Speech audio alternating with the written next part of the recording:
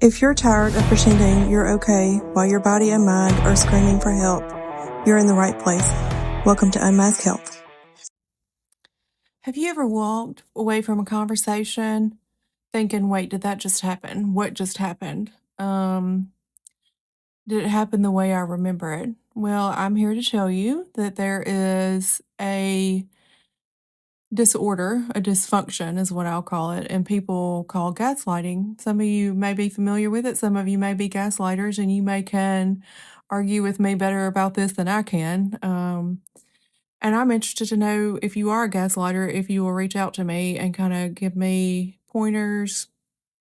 You want to say this is not right, this is wrong, whatever. But today I'm going to talk about the second type of adults. This is in a series of 5 different types of adults. And I'm going to talk about gaslighting because it's more prevalent in our society and our personal relationships than some of us may recognize. And you're not crazy. It is a true emotional, mental disorder that people have, and they will make you feel like you have lost your mind. And it's hard to get away from them. It is a form of psychological manipulation. I think we're all familiar with those terms, and it will absolutely make you feel like you doubt yourself and that maybe your perception and your reality is off when it's that person's reality and perception.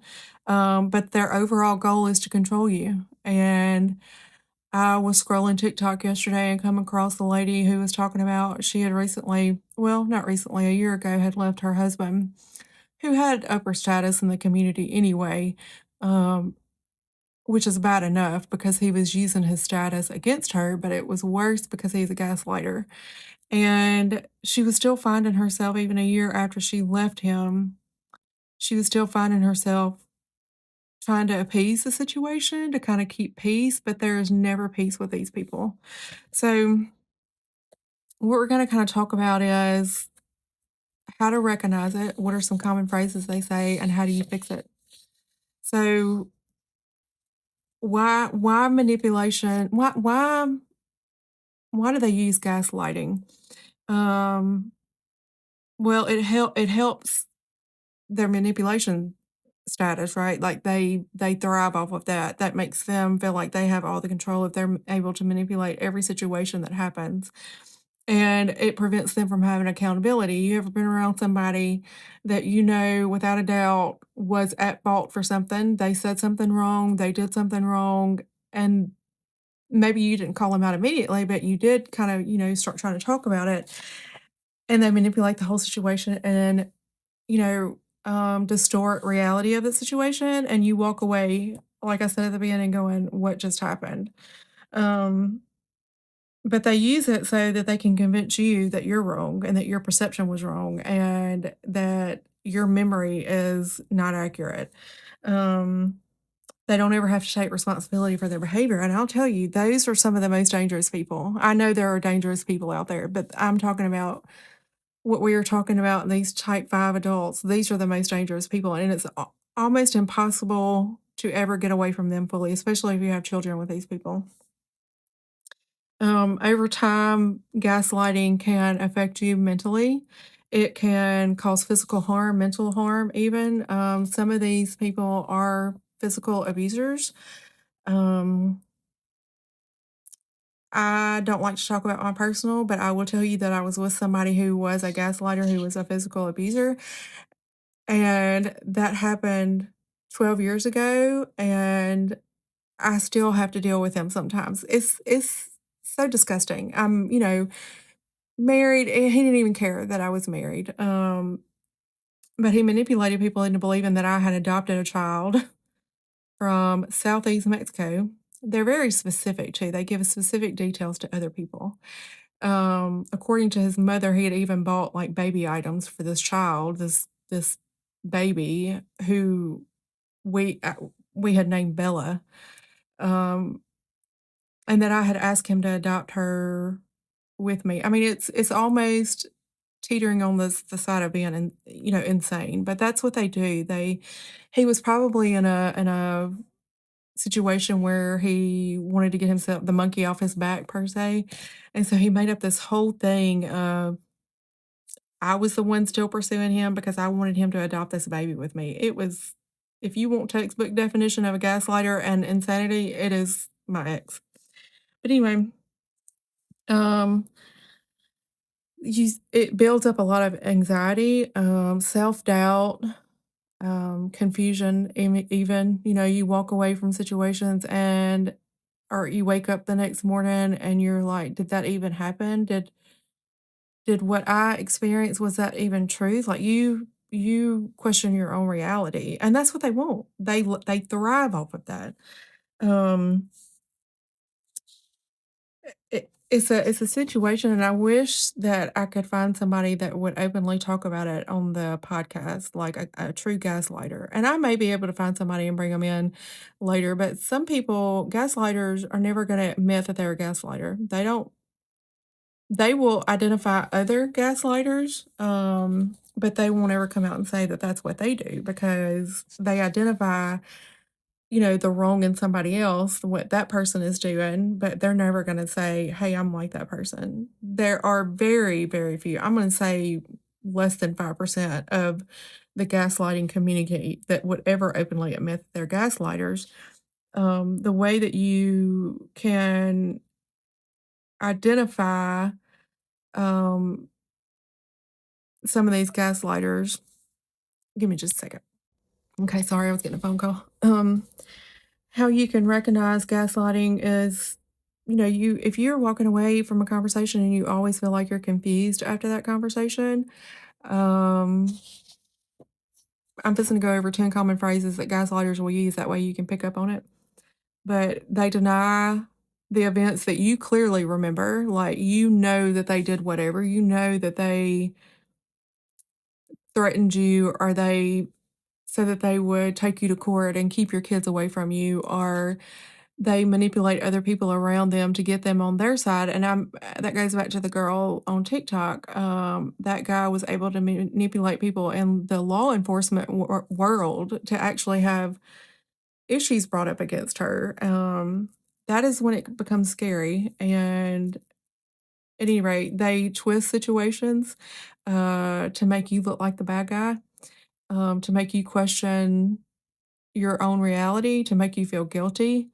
You'll be the one finding yourself apologizing a whole lot. Like, "I'm sorry," for every little thing because 1, you want to keep the peace, 2, you automatically think that anything that goes wrong in that relationship is your fault because that is what they have done. They have manipulated your brain into making you feel that way on everything.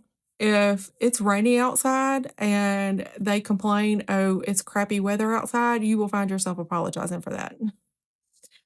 It's not funny, I'm not laughing about that, but it's just I've lived through that, and I can look back now and go, "Okay, stupid girl, like, what were you doing? You're smarter than that." But I had never encountered anybody like that in my life before, so I didn't easily recognize it. I didn't know, I didn't have and I was too embarrassed to talk to people about it, so you may find yourself in a situation like that where you're too embarrassed to say, "Hey, this is what's happening in my personal life," and it may not be a significant other, it could be a parent. I know a lot of older, adult children eventually cut ties with a lot of their parents. It's usually the mother and the daughters that do that, that I've come across doing research. It's usually the daughters who are cutting the mothers off, who are gaslighters.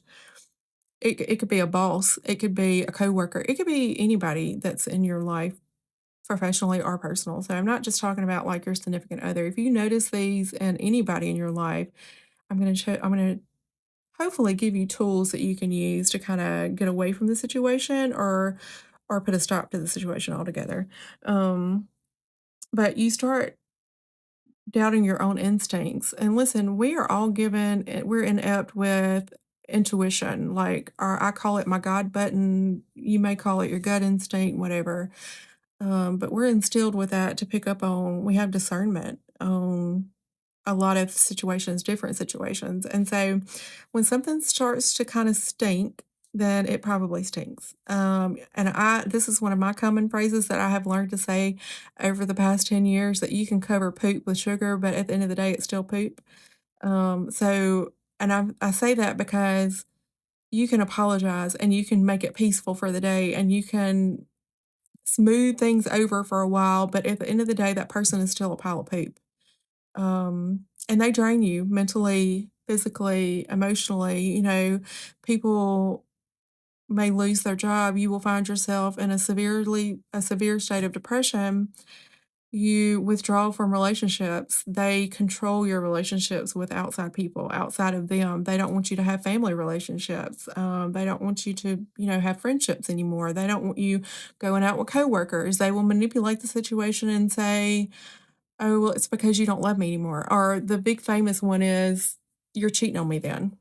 Um, and it's not, and let me be clear in saying that there is more talk on social media from women about their significant other, male significant others being gaslighters, but it is not just men who are gaslighters. Women are just as equal, if not more, gaslighters than our male, counterparts. So I don't want to give that false presentation because I've talked a whole lot about men on this podcast.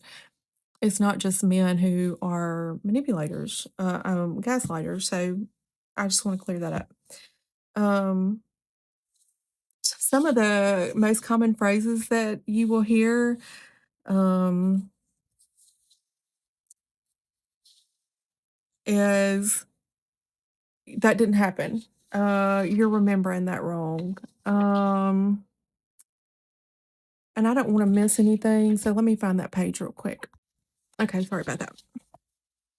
Um, you're remembering it wrong. One of the things that I always heard was, "Nobody's ever gonna love you like I love you. Nobody will have you, besides me." That was beat into my head for a long time. Um, "You're too sensitive." I hate that, and I'm gonna call out the men on this because women are the emotional lovers, and we are made to feel guilty because we have an emotional response to something.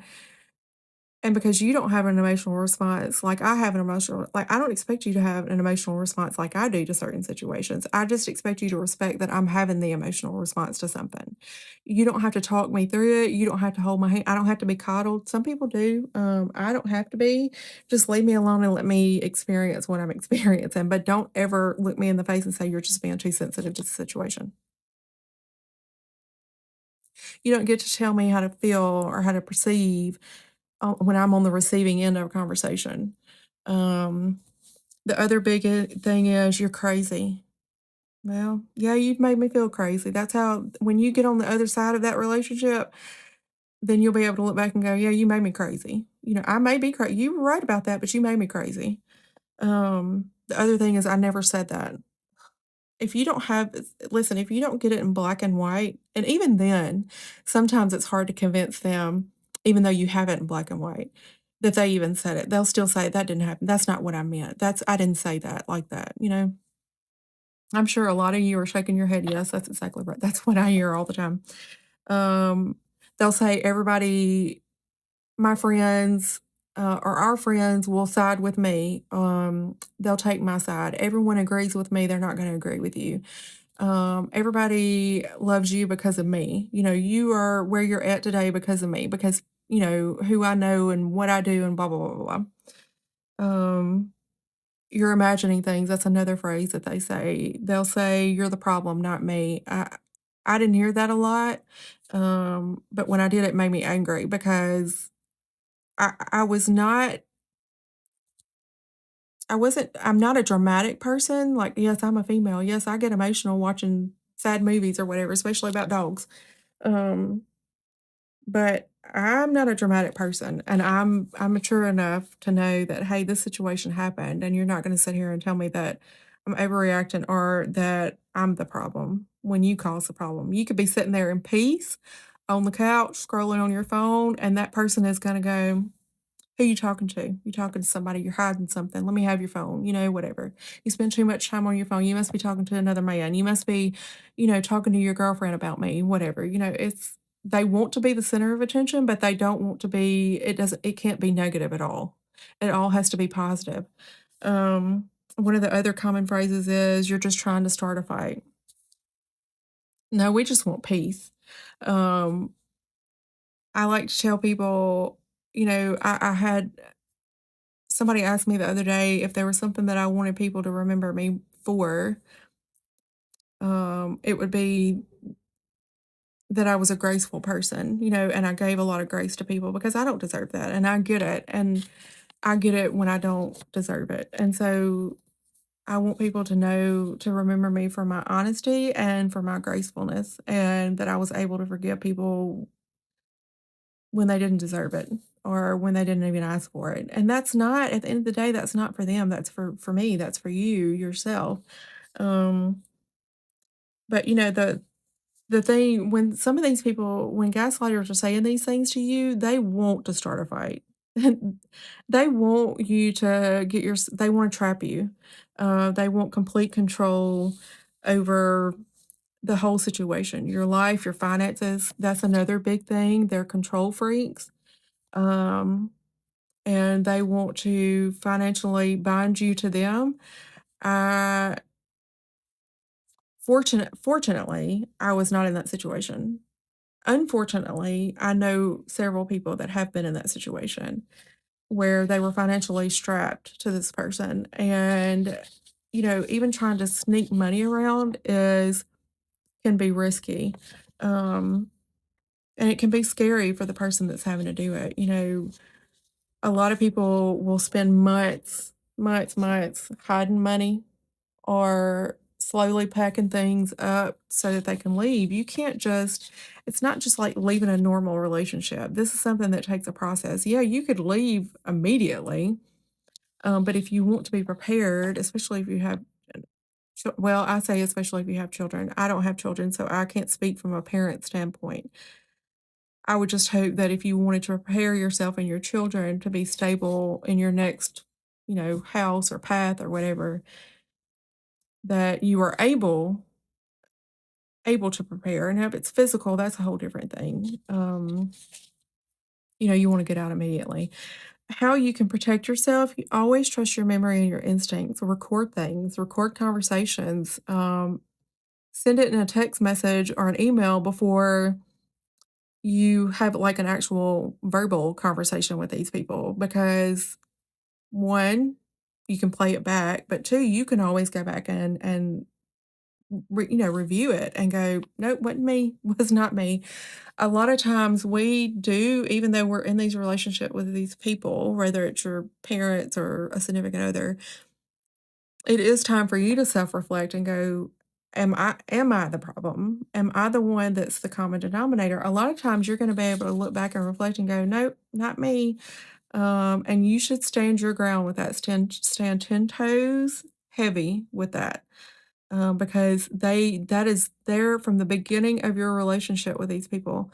That has been their end goal was to gain enough control over you to manipulate you into believing that you could not survive without them.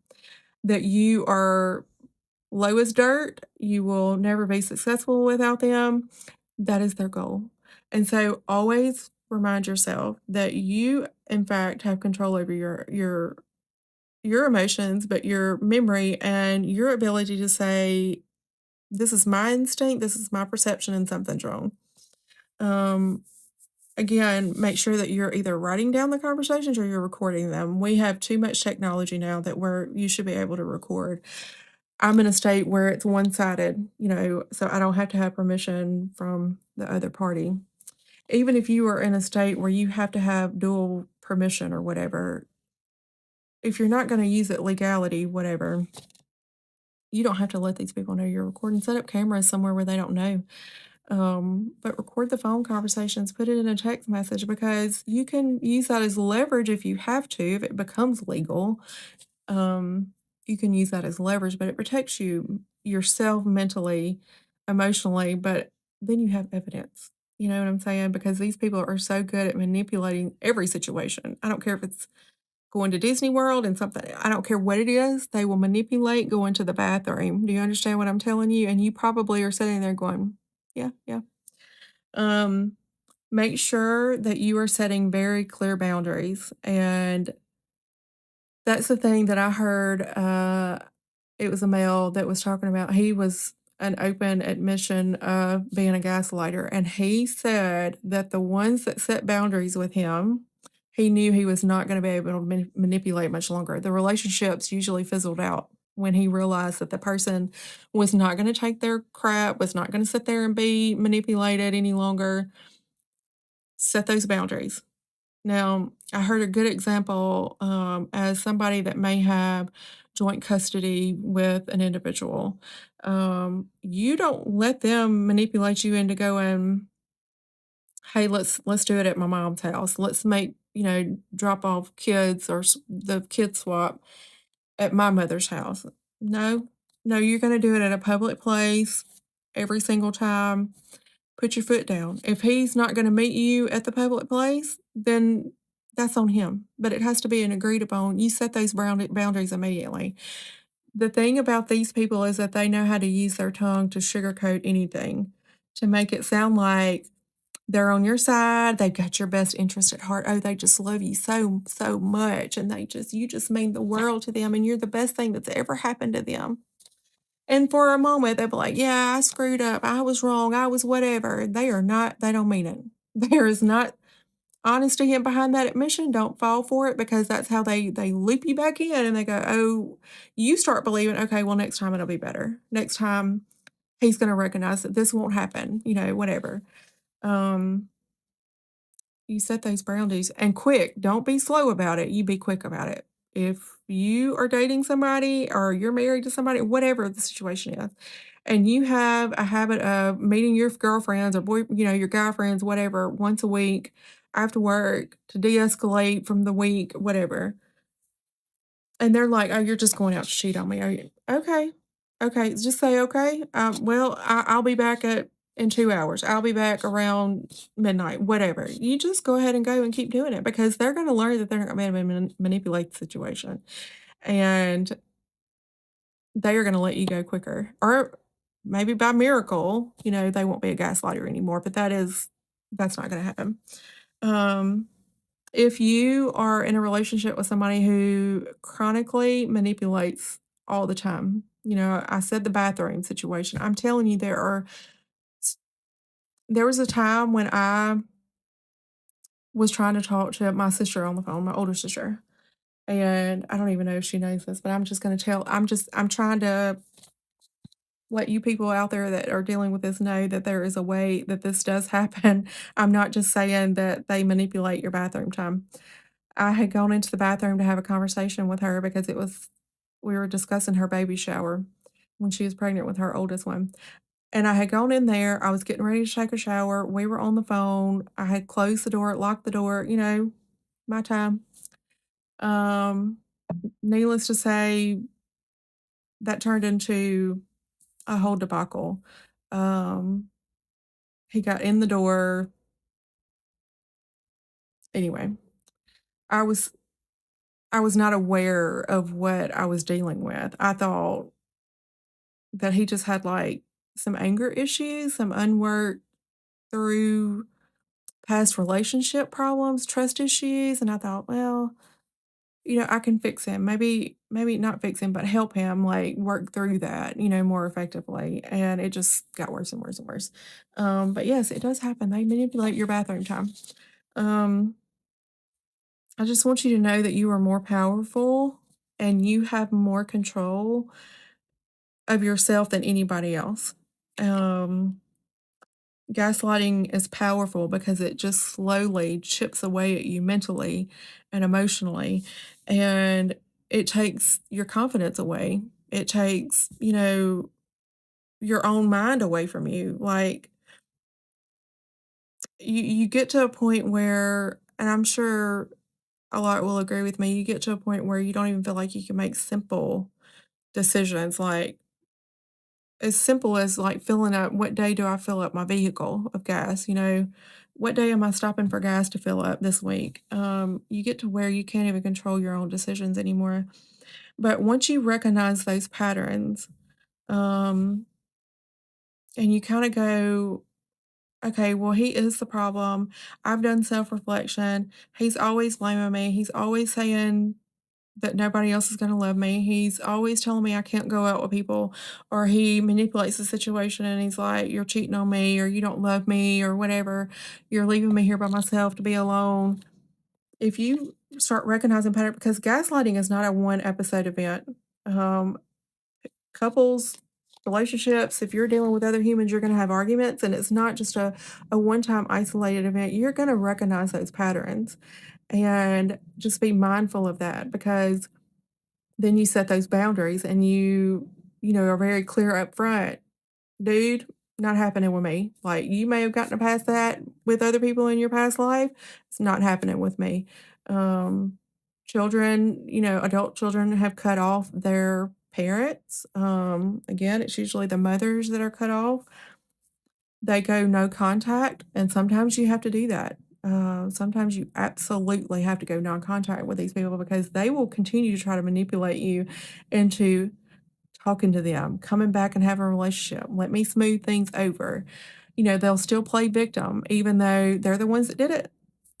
But they'll go, a lot of times you'll hear these people say, "I know I screwed up. I know I was wrong, but you said this, but your body language was this, but you didn't come home, you were 2 minutes late," whatever. They're always gonna flip the script and make it your fault. And again, gaslighter, there's not a cure for this. There's no medication treatment for this. Not that I have come across, and I've been in healthcare for 20 something years. I'm hoping that maybe somebody will create something, but a lot of times you can encourage these people to get therapy, and you not go with them. They need one-on-one therapy, intensive therapy sometimes. But, you know, recognize those patterns. Keep a journal. Write it down somewhere where he can't get it. Keep a notebook at work. Record the conversations if you have to. Again, we've talked about that earlier. Send text messages back and forth. You know, just always prepare for that. They're going to blame you. They're going to make you feel like you're secluded from everybody. Nobody loves you. Nobody wants you. Nobody will have you. Um, just recognize that in yourself, and recognize that in that relationship, and you either set the boundaries or you walk away and you cut it off. There is no in between. There is no reconciliation. There is no, "We can have a working relationship." Nope, no, you can't. No, you can't. I don't care if it's 10 or 15 years after the relationship has happened. You cannot do it with these people, unfortunately.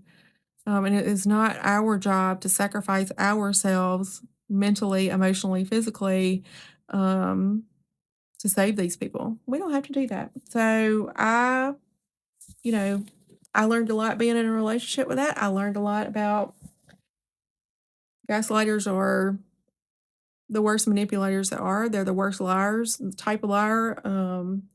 They will do anything to take control and have control of you, of your mind. And your mind is your mind, and your heart is your heart. Follow your heart, follow your God button, and recognize the patterns.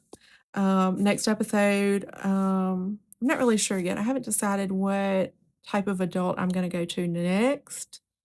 I would like for you, either you've experienced this, are experiencing this, need help, whatever, email. The email's down below.